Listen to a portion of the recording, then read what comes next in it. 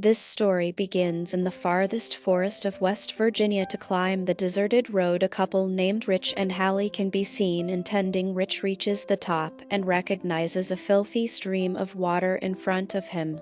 And, after applauding oneself on his victory, he promptly orders Hallie.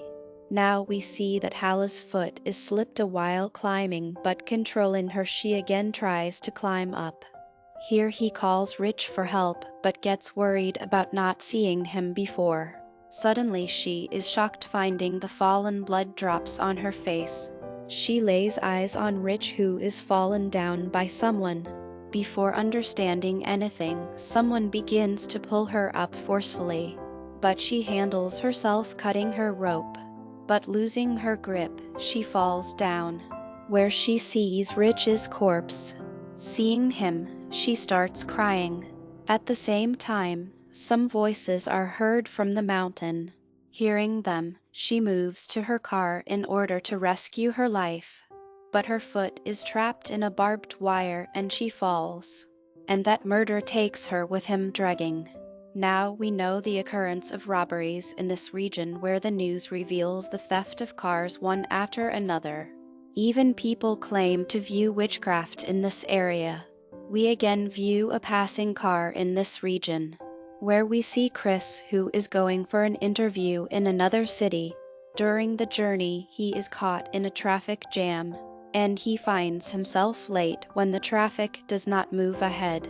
Exiting the car, he proceeds to the front of the parked truck, standing there, where he asks the reason of traffic jam from truck driver. Driver tells him that at the distance of 5 miles, a chemical truck has turned upside down, so they have to spend many hours here. When he hears it, he rushes to his car and becomes concerned. Finding himself stuck in traffic, he turns his car around, and he informs company of his being late, but the phone is disconnected because of the mountain area. In his search for a phone, he notices a gas station sign and drives his car there. On the way, he observes the ownerless cars one after another.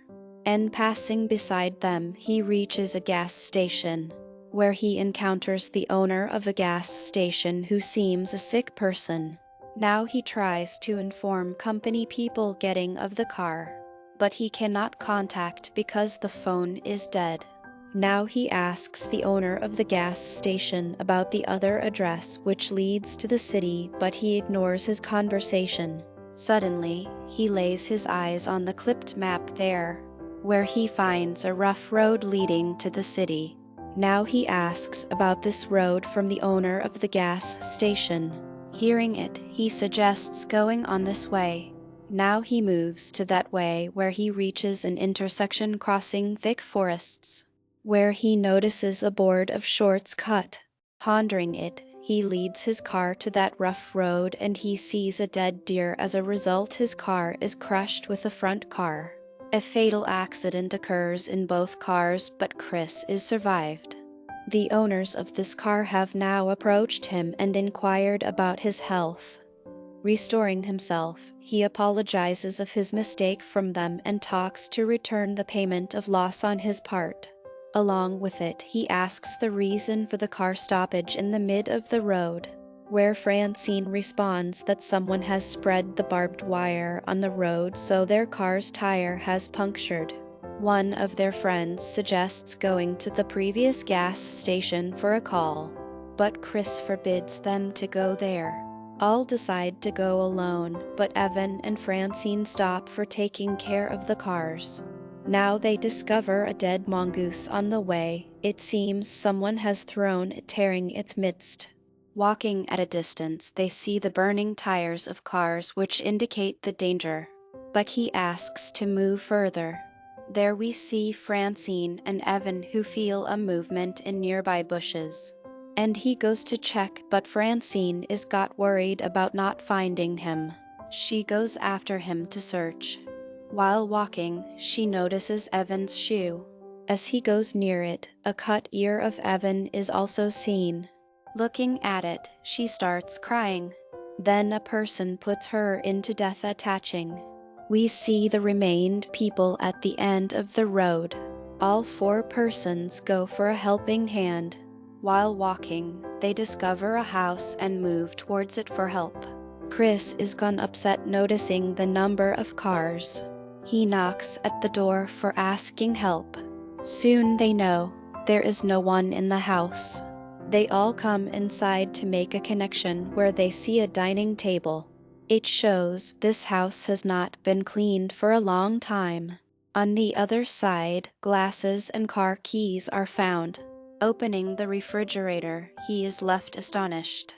We find the different limbs in the refrigerator. Jessie sees the same barbed wire which had torn her tire of the car.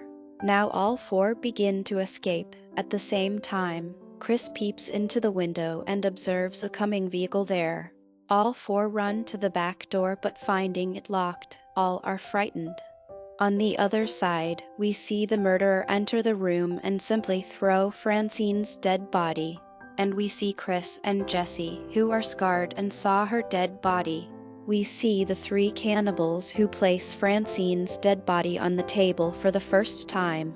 They start to cut her with their sharp tools. Catching sight of this bloodshed, as Jessie is nearly to scream, Scott places his hand on her mouth. After a while, those cannibals fall into a deep slumber as they eat the dead body. Finding chance, all try to leave stealthily. During it, a cannibal looks at them. Seeing him, all escape at the back side. At first sight, cannibals reach their searching them. And Chris intends to steal their vehicles while screaming to divert his attention away from him. However, a cannibal shoots him, causing him to fall and sustain injuries. Observing it, all 3 are shocked. Now we notice Scott running into the forest. Noticing the truck, he moves towards it. At the same time, an arrow pierces him, and the other 3 escape, saving their lives. At a distance, their truck is stuck in the mud, and they have to leave the truck behind. All 3 lead to the road from the forest, rescuing them. Day turns into evening, and those cannibals go for hunting of 3 of them. On the other side, 3 of them take a rest at a place after getting tired, where Carly asks them to look up. As they look, turning themselves, a watchtower is seen in front of them. They feel pleasure, and we see 3 of them climbing up. But they are saddened finding no one there, where Jessie gets a first aid box. Using it, she dresses Chris. Further, Carly gets an old radio. Playing it, Carly asks for help but does not get a response. Chris hears some sounds coming from downstairs. As he looks, he sees the 3 passing cannibals downside, and those 3 are seen climbing up the tower. And looking them, Chris places all belongings on the entry gate, and after a while he notices them leaving, and Carly starts broadcasting their location over the radio. Then the cannibals damage the wire of the radio and set the fire to the tower. Finding herself in flames, Carly takes the kept box and breaks the window of the tower for the safety of her life. Chris notices the tree downside and 3 of them save their life jumping on them. The 3 cannibals observe them and aiming to catch them, they start to climb up the tree.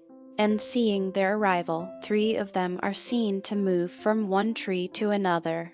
While crossing a tree, a cannibal reaches near Carly. Seizing an opportunity, he slices her into 2 pieces while attacking his face. Now Chris stands up, stabilizing him. He hears the sound of a vehicle and notices a police van. Running, he stops the car. As the policeman steps towards him for his help, an arrow pierces his eye. Now we see a cannibal who comes to kill Chris, but Chris hides under the car, saving his life. The cannibal bends to search him but is left astonished, finding nothing. We can now see a house where the cannibals had imprisoned Jessie. As one-eyed cannibal is about to kill Jessie, he hears a coming vehicle sound from outside. Hearing it, one-eyed cannibal moves to the door. Chris hits and crushes the man who is sitting in his car. Getting off the car, he kills the last beast with the pointed arrow attacking him. Chris unbinds Jesse, saving her. A cannibal attacks him during this time. Now Jesse kills that cannibal with an arrow while looking at Chris dying. Both of them will be now leaving home. Chris suddenly focused his efforts on the police engine fuel box. This house was burned down by the large blast. We can now see the road where both of them will have reached and NBSB the gas station by truck. And the owner of the station locks his door threateningly as he sees a truck impending. Chris exits the truck, detaches the map, and walks away.